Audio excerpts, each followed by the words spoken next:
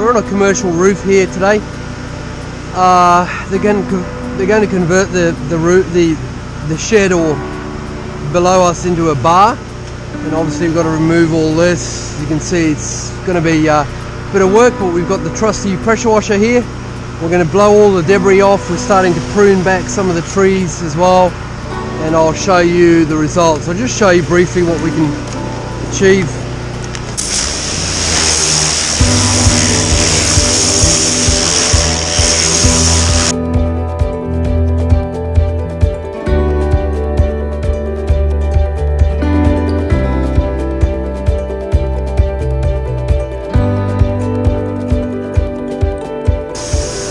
Alright, I'll show you the end results once we've finished. A bit of work here. This is the finished results. As you can see, looks 500% better. At the end of the day, we've pruned back all of the plants as best we can, apart from this one here.